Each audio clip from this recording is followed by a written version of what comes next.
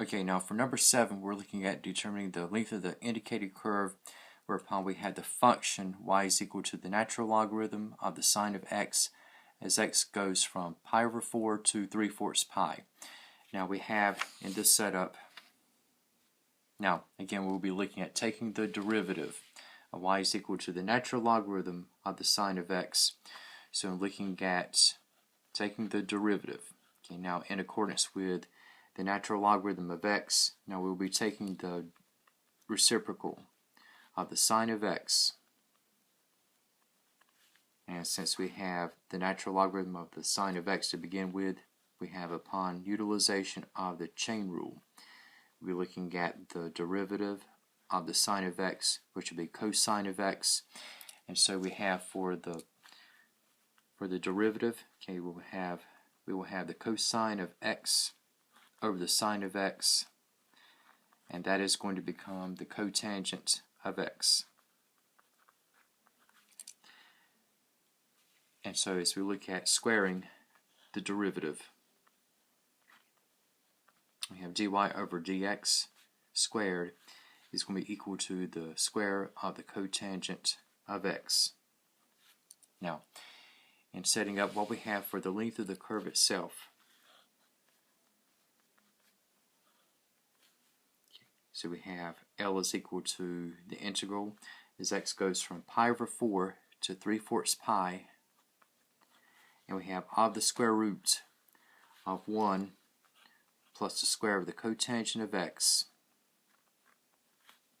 dx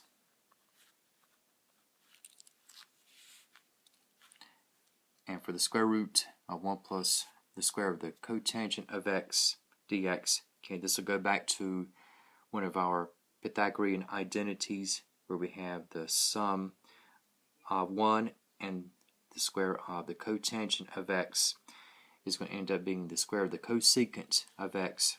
So we can say that by then we have the integral as x runs from pi over 4 to 3/4 pi of the cosecant of x dx. And in following through with what we have for the antiderivative of the cosecant of x, okay, this will end up as a negative natural logarithmic expression where we have the negative of the natural logarithm of the absolute value of the sum of cosecant of x and the cotangent of x, again as x runs from pi over 4 to 3/4 pi. And for what is going to occur is that as I substitute 3/4 pi, now the expression, we have the negative of the natural logarithm of the absolute value. Now the cosecant of 3/4 pi, okay, this will be the square root of 2, and the cotangent of 3/4 pi is going to end up at -1, and then subtracting the lower limit, which will translate to the addition of the natural logarithm. Okay, now with x at pi over 4, the cosecant of pi over 4 is going to be the square root of 2, and the cotangent of pi over 4 is going to be at 1. And so this will be one version upon which you can express the exact form of the result.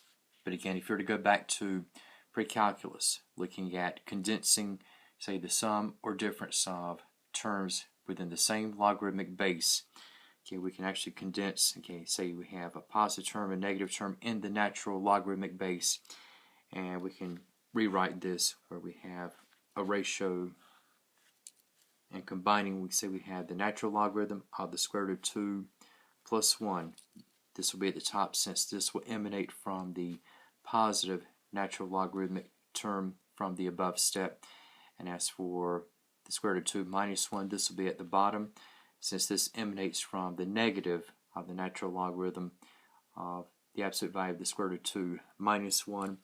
And so we can take what we have here. So for the natural logarithm, if we condense, we have this exact form.